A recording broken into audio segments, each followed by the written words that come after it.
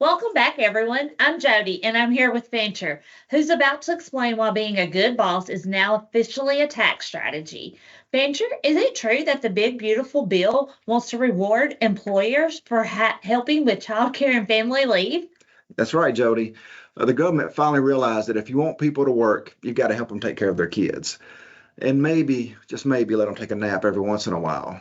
So the 225 Tax Act supercharged the credits for employer-provided child care and family leave. It's like the IRS is saying, hey, thanks for not being such a terrible boss. Here's some money back. I love it. So what's new with the child care credit? Can I finally open the office ball pit and call it a child development center? Well, you got to let the kids in. So the child care credit is now 40% of what a business would regularly spend on qualified child care.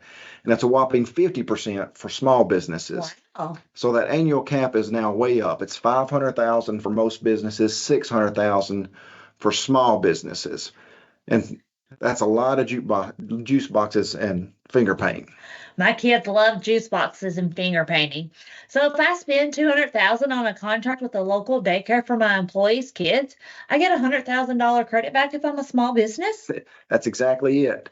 And if you and a couple of other small businesses want to team up and open a joint childcare center, you can each claim your share of the credit. So it's like a play date for your tax return. That sounds wonderful. What if I want to help my employees find childcare but not run a daycare myself? Well, good news.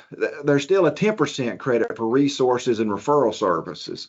So if you can help your team find the best place for their kids, as long as you don't play favorites with the boss's nephew, you still get a 10% tax credit. That sounds amazing. And what counts as a small business for the supercharged credit?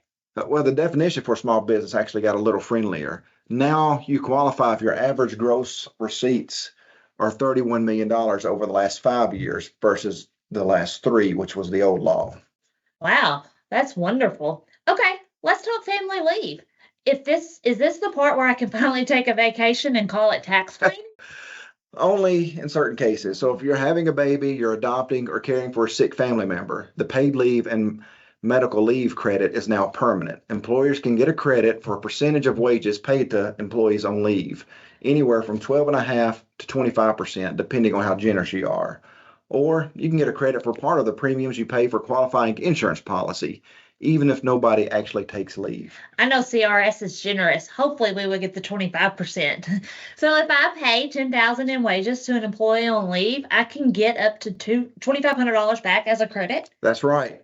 And the more you pay, the bigger the credit. Plus, the rules for who qualifies as an employee are even more flexible now.